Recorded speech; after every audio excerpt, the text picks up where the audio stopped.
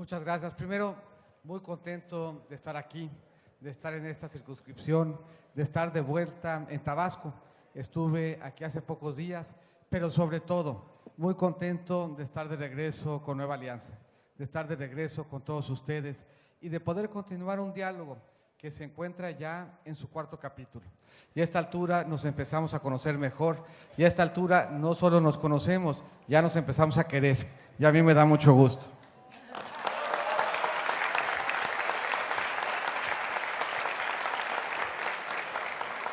Y preguntar quién pinta mejor, si mi mamá o si mi esposa, es casi como preguntar quién cocina mejor, si mi mamá o si mi esposa, y no hay manera de que yo vaya a caer en esa provocación. Cuando no vino Juana, seguramente lo está siguiendo por internet y no hay manera de contestar bien esa pregunta sin quedar mal con alguna. Yo platicaba en otras ocasiones de mi abuelo. Mi abuelo fue también escultor, fue un escultor zacatecano, estudió al mismo tiempo artes plásticas y derecho y fue exitoso en las dos. Llegó a ser un abogado bancario muy conocido y llegó a ser también un artista muy reconocido. Y nos decía que valía la pena en la vida tener vocaciones temporales y tener vocaciones definitivas. La del magisterio es una vocación definitiva. El que es maestro tiene una vocación que implica emoción y compromiso, que va mucho más allá de una profesión. Pero las vocaciones temporales son igualmente importantes y nos ayudan en muchos casos a plantear metáforas que son útiles para entender la política pública. Mi mamá, Juana, y una tercera persona que se llama Rosa María Burillo, empezaron pintando juntas. Llevan más de 15 años haciéndolo. Y se dieron cuenta de algo que es muy inusual en la pintura, pero que debiera ser muy usual en la política. Se dieron cuenta de que les iba mejor cuando intervenían las tres en el mismo cuadro. Se dieron cuenta de que a las tres les gustaba una cosa distinta. A mi mamá tendía a gustarle hacer el planteamiento general del cuadro. Juan era muy buena para el juego de los colores y de la composición. Y Burillo era muy buena ya para el trabajo fino y para el proyecto técnico. Y se daban cuenta en ese complementar diferentes enfoques que el cuadro quedaba mejor cuando las tres participaban. Y esa es una buena metáfora para la política. En la política las cosas salen mejor cuando todos aportamos algún elemento de nuestra emoción. Estos últimos 20 años que hemos vivido en un México muy plural, en un México en donde nadie puede pintar el cuadro solo, hemos tenido que pintar cuadros en donde todos aporten. Y la virtud de la política es encontrar en ese cuadro, es encontrar en ese problema una buena solución. Que todos aportemos al cuadro y que todos reconozcamos qué fue lo que le pusimos a ese cuadro, que nos hace sentir que el cuadro es nuestro, que nos hace sentir que ayudamos a resolver un problema que tuvo el país. Y si revisamos 20 años, el país ha tenido muchas dificultades. Este es un país que enfrentó una pandemia. Este es un país que enfrentó la crisis económica más profunda que había tenido nuestra generación.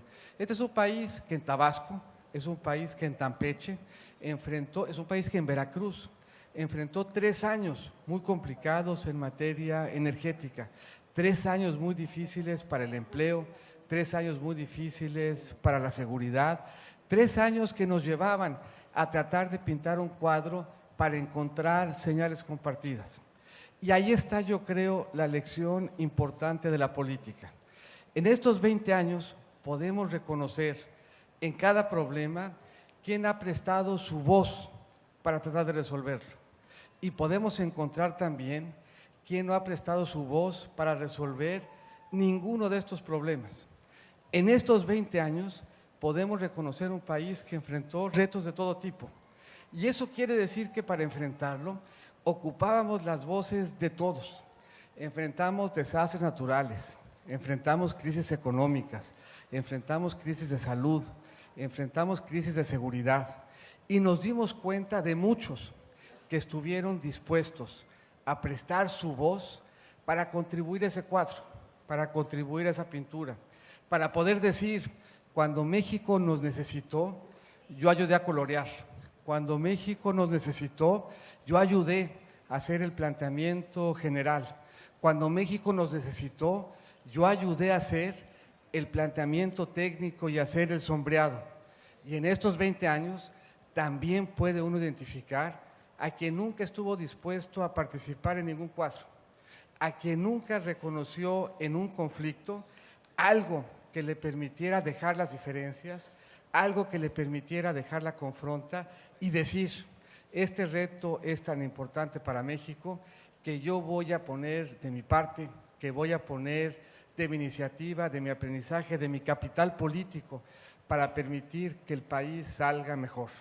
Si uno tuviera que escoger entre un pintor que como mi mamá, como mi abuelo, como mi esposa, aportaron talento para crear algo que le ayudara al país, yo escogería aquellos que han escogido participar y colaborar en hacerle al país una buena pintura en donde todos estemos reflejados y vayamos resolviendo nuestros problemas. Eso me permite una solución fácil a la pregunta que me plantearon. Cuando mi mamá y Juana pintan juntas, pintan mucho mejor.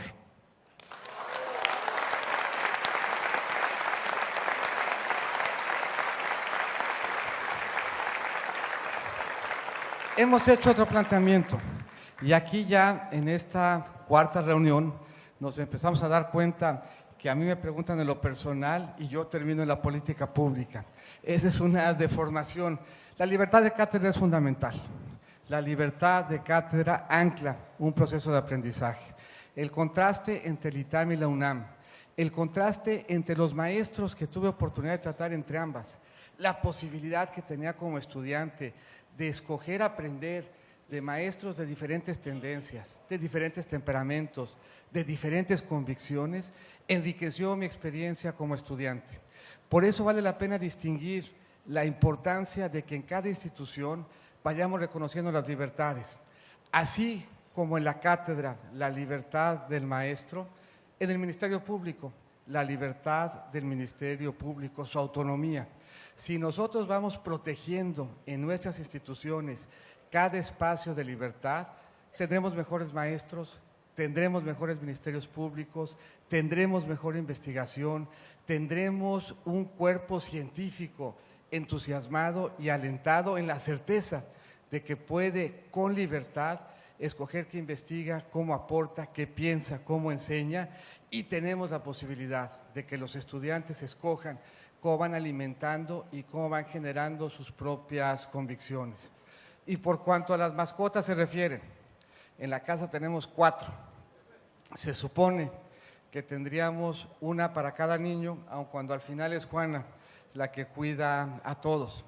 Pero tenemos un perro grande, un Newfoundland, tenemos un perro salchicha, tenemos un perro recogido, que ve tú a saber qué sea, y tenemos un gato que le encanta a mi hija más chica, que se llama Balam, que sabrán bien los que vienen de Yucatán, que quiere decir jaguar.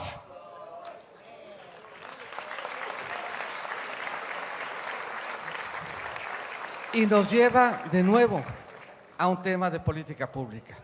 Y nos lleva de nuevo a un tema que tiene que ver con algo que está muy cerca de nuestra emotividad, que tiene que ver con el trato al animal doméstico, desde su venta hasta su adopción, hasta su cuidado, en un México en donde hay más de 14 millones de perros que viven fuera de los hogares, que son maltratados, que no encuentran condiciones adecuadas, para quien es al mismo tiempo compañía, refugio, para quien es al mismo tiempo terapeuta y guardián.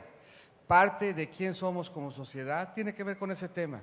Es un tema importante, es un tema que tenemos que definir, es un tema que dice mucho de cómo somos como sociedad y como persona. Y es un tema que implica también emoción y debate de políticas públicas. Yo fui canciller 3 años. En esos 3 años, mi esposa y mis hijos pasaron de quejarse cuando me iba a quejarse cuando regresaba.